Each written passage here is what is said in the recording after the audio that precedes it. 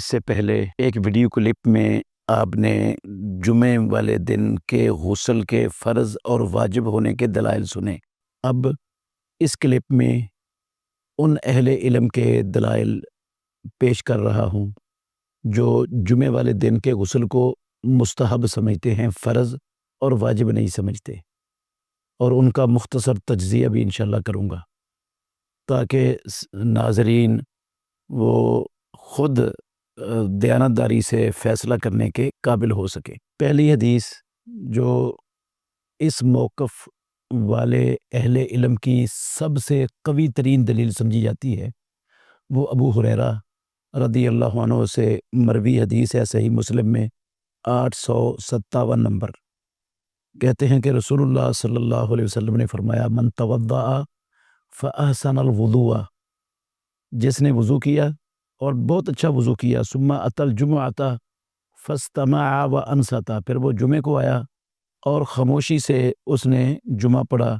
غفر له ما بینہ وبین الجمعۃ، اس کے درمیان اور پچھلے جمعے کے درمیان والے سارے گناہ معاف کر دیے جائیں گے، وزیادۃ ثلاثۃ ایام، اور 3 دن کے زائد گناہ بھی معاف کر دیے جائیں گے۔ تو اس حدیث سے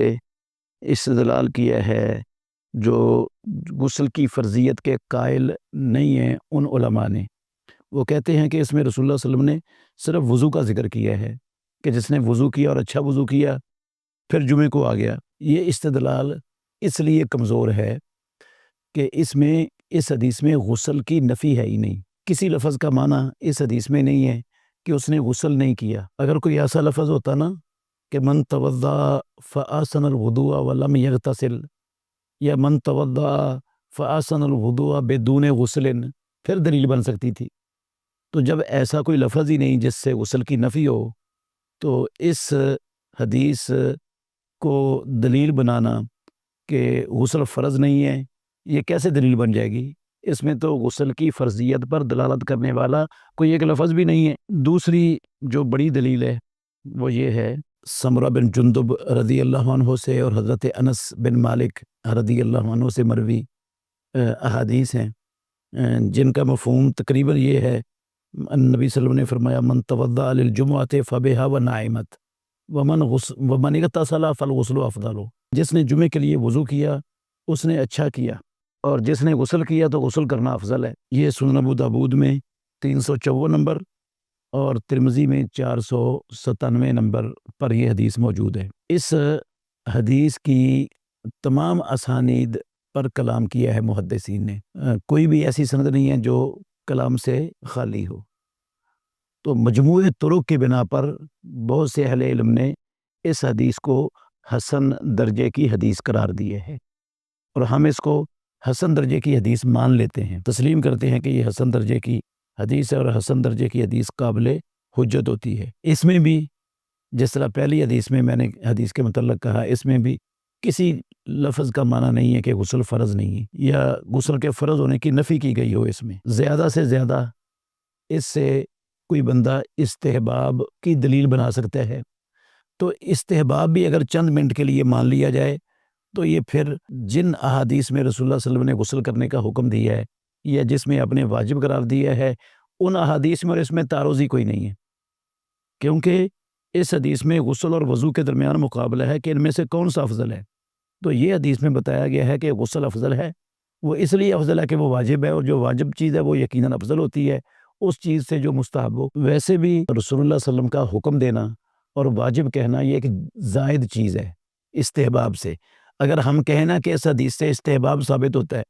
تو یہ ایک زائد چیز ہے، اس میں استحباب ہے، اس میں زائد چیز ہے، دونوں میں تعارض ہی کوئی نہیں ہے۔ تو جب تعارض ہی نہیں ہے تو دونوں حدیثوں پر عمل ہو سکتا ہے۔ یہ جو ہے زائد حکم یہ ماننا پڑے گا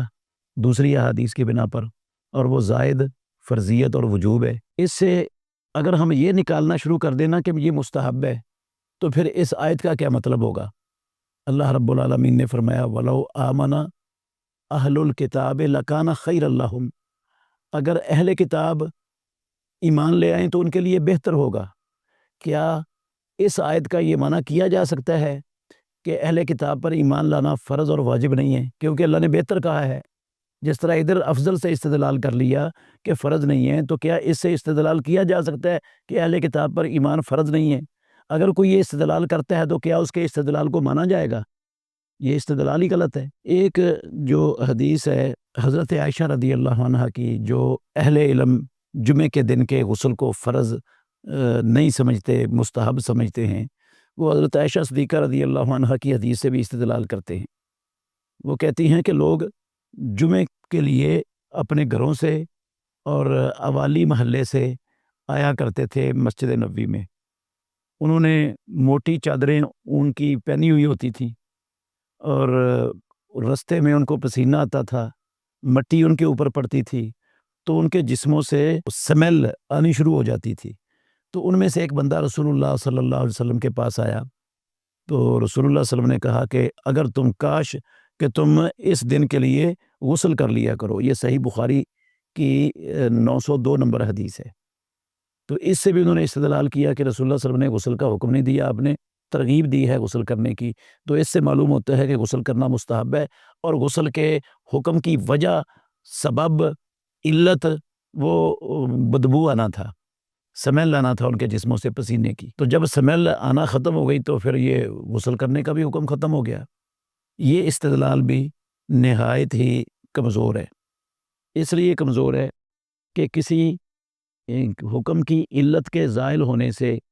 اس کا حکم بھی زائل ہو جاتا ہے، وجوب ختم ہو جاتا ہے۔ حکم کی علت زائل ہو جائے تو وجوب ختم ہو جاتا ہے، یہ بات درست نہیں ہے۔ اس لیے درست نہیں ہے، حکم ختم ہونے سے وجوب ختم ہو جاتا ہے، علت کے زائل ہونے سے وجوب ختم ہو جاتا ہے، فرضیت ختم ہو جاتی ہے، یہ بات درست نہیں ہے۔ اب غور کریں، بیت اللہ میں طواف کے پہلے 3 چکروں میں رمل کو مشروع کیا گیا تھا، اور یہ مشرکین مکہ کو غصہ دلانے کے لیے کیا گیا تھا۔ اب تو علت ختم ہو چکی ہے، مشرکین مکہ وہاں پر ہے ہی نہیں، تو اب رمل ہے طواف کے پہلے 3 چکروں میں،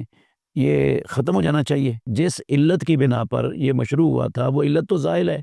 تو اب وجوب اور فرضیت بھی اس کا ختم ہونا چاہیے، لیکن اس کا کوئی بھی قائل نہیں ہے اہل علم سے۔ اسی طرح جو شیطان کو رمیہ جمرات ہے، حضرت ابراہیم علیہ السلام نے تو کنکریاں ماری تھیں کہ شیطان آ گیا تھا، اب تو شیطان آتا نہیں وہاں پر، نہ ہوتا ہے شیطان، تو اب کنکریاں، نہ کوئی بچہ ذبح کرنے جا رہا ہوتا ہے اور نہ شیطان آ کر اس کو روکتا ہے، تو اب کنکریاں کس لیے؟ وہ علت کے زائل ہونے کے باوجود فرضیت اور وجوب کا حکم باقی ہے۔ اس لیے اس سے یہ استدلال کرنا علت ختم ہو گئی ہے تو اب یہ غسل کا حکم بھی ختم ہو گیا اور استحباب کے لیے تھا، یہ درست نہیں ہے۔ ویسے بھی حافظ بن حجر فسقلانی رحمۃ اللہ علیہ وہ کہتے ہیں کہ یہ احادیث جن سے اہل علم استحباب کا استدلال کرتے ہیں علماء کرام، یہ واجب والے لفظ والی اور حکم کے الفاظ والی احادیث سے پہلے کی ہیں، اور جو حکم پہلے کا ہے بعد میں یہ اللہ کے نبی نے اس کو واجب کہہ دیا اور اس کا حکم دے دیا، تو وہ پہلے والا یہ بعد والا تو حکم جو ہے نا یہ ناسخ ہو جائے گا۔ جو بعد والی حکم ہے، عمل بعد والے حکم پر کیا جاتا ہے، تو یہ بعد والا حکم ہے، اور اس کے بعد والا ہونے پر حضرت عبداللہ بن عباس رضی اللہ عنہما کی صراحت ایک حدیث میں وہ دلالت کرتی ہے۔ سنن ابو داود میں 553 نمبر حدیث ہے، اس میں اس کے آخر میں عبداللہ بن عباس رضی اللہ عنہما وہ صراحت کر رہے ہیں، ثم جاء اللہ تعالی بالخیر واللبسوا غیر الصوف، پھر اللہ رب العالمین مسلمانوں کے لیے بلائی کو لے آیا اور انہوں نے اون کے علاوہ دوسرے کپڑے پہن لیے، اور وقف العمل، اور عمل کے لیے ان کو ملازم، نوکر، غلام مل گئے، وہ خود کام سے ان کی جان چھوٹ گئی اور ان کی مسجد بھی وسیع ہو گئی، اور وہ بعض وہ سمیل، بدبو جو لوگوں کو تکلیف دیتی تھی وہ ختم ہو گئی، پسینے سے کی وجہ سے جو بعض کو جو ہے نا وہ تکلیف کا باعث بنتے تھے بعض کے لیے، وہ ختم ہو گئی۔ تو اس سے پتہ چلتا ہے کہ یہ پہلے کی باتیں ہیں، یہ ترغیب والی غسل کی، اور یہ فرض، واجب، اور جس میں رسول اللہ صلی اللہ علیہ وسلم نے حکم دیا ہے یہ بعد والی ہیں، تو بعد والی احادیث پر عمل ہوتا ہے، پہلے والی ان احادیث سے منسوخ سمجھی جائیں گی۔ ویسے بھی حافظ ابن حزم ظاہری رحمۃ اللہ علیہ انہوں نے اپنی کتاب المحلہ میں ایک اصول ذکر کیا ہے، یہ بہت زبردست اصول ہے اور سمجھنے والا ہے۔ وہ کہتے ہیں کل ما اخبر صلی اللہ علیہ وسلم انہ واجب علی کل مسلم وحق اللہ تعالی علی کل محتلم۔ ہر وہ چیز جس کے بارے میں رسول مکرم صلی اللہ علیہ وسلم نے خبر دی ہو کہ وہ واجب ہے مسلمان پر اور اللہ کا حق ہے ہر بالغ شخص پر، فلا یحل ترکہ، اس کو چھوڑنا حلال نہیں ہوتا، ولا القول بانہ منسوخ، اور یہ کہنا بھی درست نہیں ہوتا کہ یہ منسوخ ہے، او انہ ندب، اور یہ کہنا بھی درست نہیں ہوتا کہ یہ ندب ہے، کیونکہ رسول اللہ صلی اللہ علیہ وسلم نے اس کو واجب کہہ دیا اور یہ کہہ دیا اللہ کل مسلمن، اور یہ کہہ دیا حق اللہ تعالی علی کل مسلمن، تو ایسے الفاظ والی احادیث کو نہ ندب پر معمول کیا جا سکتا ہے، نہ منسوخ قرار دیا جا سکتا ہے، اور نہ ان کو چھوڑنا حلال ہوتا ہے۔ اللہ تعالی ہمیں سب کو حق بات سمجھنے اور اس پر عمل کرنے کی توفیق عطا فرمائے۔